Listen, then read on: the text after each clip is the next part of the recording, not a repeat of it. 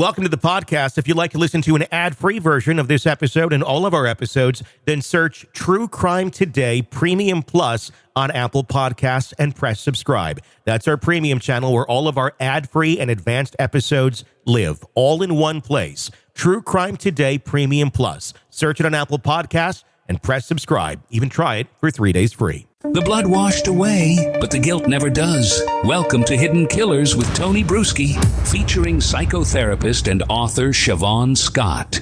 Lyle and Eric Menendez, the thought that existed for a little while this year, maybe they'll be up by Thanksgiving. That clearly did not happen, and Christmas is not in the cards as well. In fact, we're going all the way to January 30th and 31st for the resentencing hearing that is going to be taking place out in Los Angeles. New district attorney coming in, Nathan Hotchman, wants to review the case. The previous outgoing AG said, yep, we think this should be ready for him to go or ready for them to go. But now they're going to take a little bit longer look at this. Joining me to discuss, Shavaun Scott, psychotherapist and author. We always knew there was going to be some hoops to jump through on this, but psychologically speaking, for these brothers, after all they've gone through, you think they're stressed out about this, or is this kind of another bump in the road for a life that's already been been a nightmare? Yeah.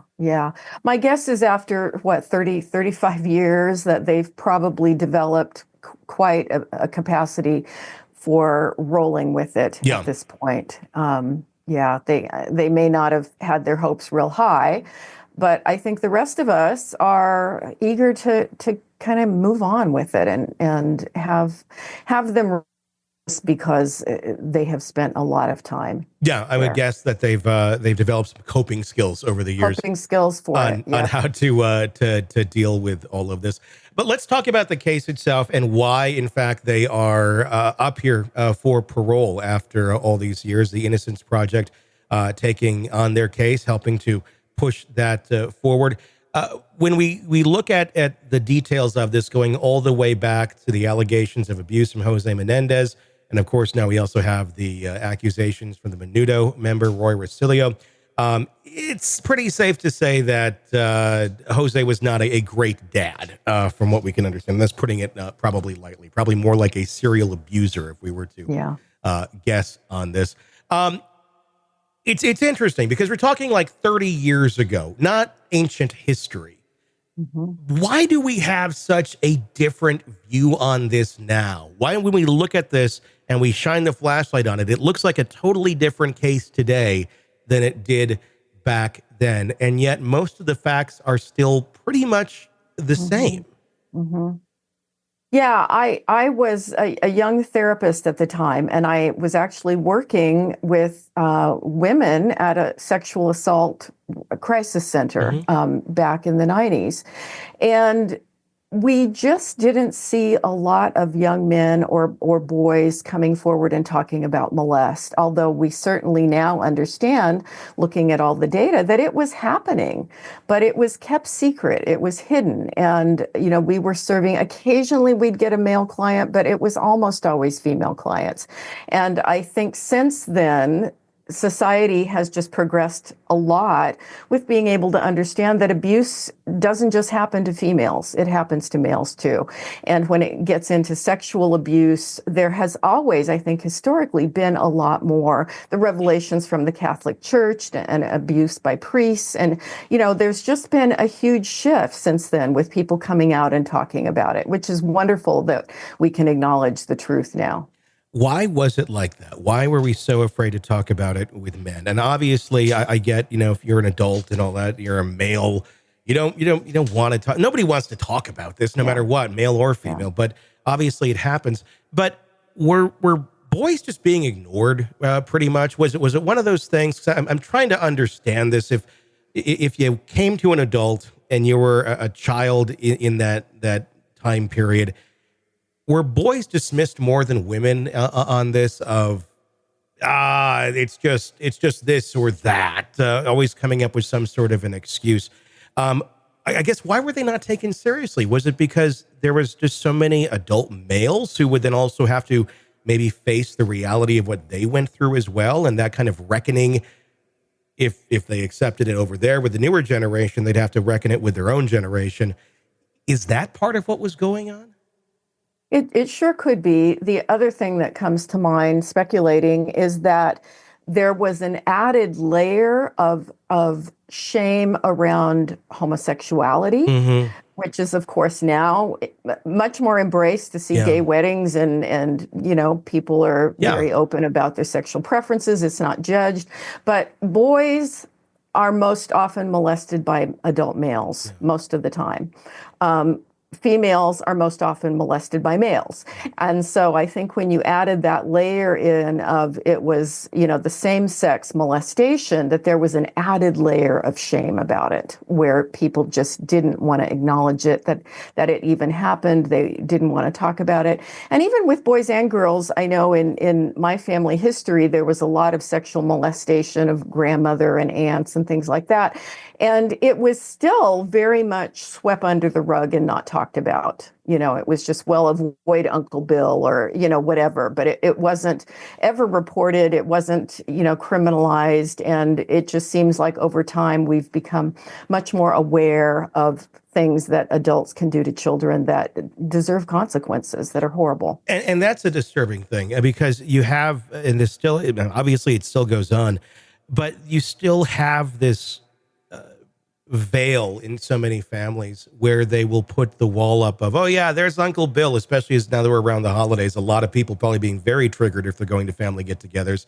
And there's so-and-so over there who did this to me when I was a kid, but nobody's ever going to believe me, or the family's kind of cool with it in some sort of a weird way because facing up to reality is so harmful and hurtful. Let's talk about that on this angle a little bit, even beyond the Menendez brothers and people who are going into that situation over the holidays, rather than, lashing out with a shotgun and taking out Uncle Bill who molested you. Yeah. What are some ways that are more healthier ways to cope with this sort of thing? You say you want to be with your family, but your family seems to present a safe harbor to these sort of people. Does the family go out with the bathwater as well if they continue to harbor someone like that? It just seems so cruel to the victim so many times. Yeah, no, it's horrifying. I had worked with so many, working with abused kids, and you end up meeting their families and trying to figure out how do you navigate these kinds of things. I think most of the time, if there's going to be a sexual abuser in the mix, and a lot of times there still are, the person has never had consequences, it's healthier for the victim just to cut ties, certainly around those events or with any people that are validating that person, hasn't done anything wrong. I saw one family where the mother had been sexually violated by her biological father. He had also molested her sister. But then as he became an old man, she thought, well, he's gotten over all that. She let him babysit her kids and spend time alone with her children. He molested all the children in horrifying ways. And it's like, you'd think people would get it, but sometimes they just don't. And in that kind of a family, I think the healthiest thing you can do is help the victim decide at some point that they just want to cut ties. That's not a safe family. I mean, look at Kitty Menendez. I mean, she sat there allegedly and knew about this for all these years. That's a hard one to wrap my mind around. How does one know that your husband, the person you're sharing your bed with and being sexually active with, is molesting your own kids? Mm-hmm. And you're somehow just you can stick your head in the sand and somehow continue on with life. It's one thing if you're completely oblivious and you have no clue. Yeah. But if you have a clue, even just an inkling of a clue, how does a person like a Kitty Menendez come about, and how do they enable this sort of behavior? What kind of thinking is going on there? I think that's the hardest thing to understand, is the ability that many people have to deny and rationalize. And the thing about the defense mechanism denial, it really doesn't mean I choose not to see. It's as if I just don't see it. Mm-hmm. Even when there's evidence, I don't see the evidence. And it's remarkable how gifted some people are with that. Why? I don't know, but then that makes me go, well, how many things in my life would people look at and say, couldn't she see that coming? That dumb guy she dated back in 1985 or whatever. Didn't she see it? I didn't see it, Yeah.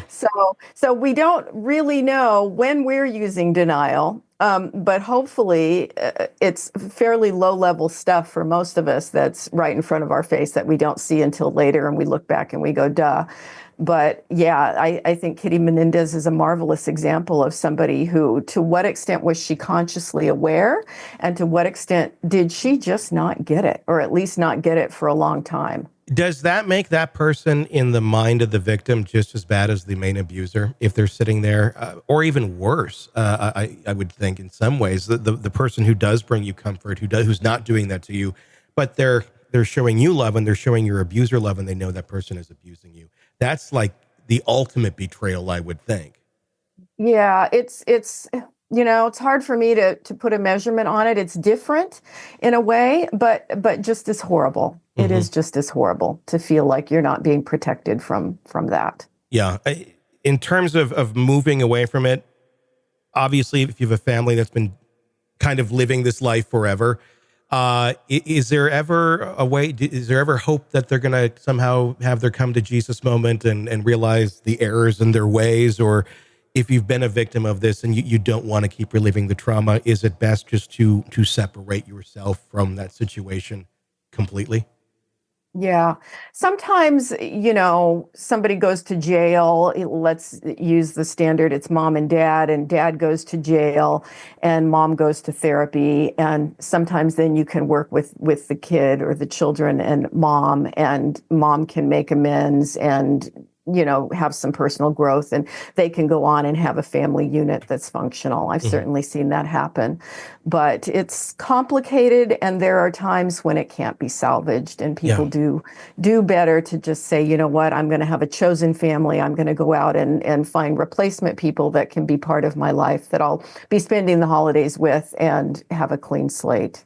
Welcome to the podcast. If you'd like to listen to an ad-free version of this episode and all of our episodes, then search True Crime Today Premium Plus on Apple Podcasts and press subscribe. That's our premium channel where all of our ad-free and advanced episodes live, all in one place. True Crime Today Premium Plus. Search it on Apple Podcasts and press subscribe. Even try it for 3 days free. Let's be honest. Nothing kills the thrill of a good murder mystery like a commercial for laundry detergent. It's like someone slapping a closed sign on your favorite dive bar. But you're not here for that, are you? You're here for the good stuff. So ditch the ads and upgrade to True Crime Today Premium Plus on Apple Podcasts. With True Crime Today Premium Plus, you get your crime straight. No chaser. Commercial free with extended interviews and early access. It's like getting the bartender's special when the bar's already closed. Search for True Crime Today Premium Plus on Apple Podcasts. Subscribe and drink it all in.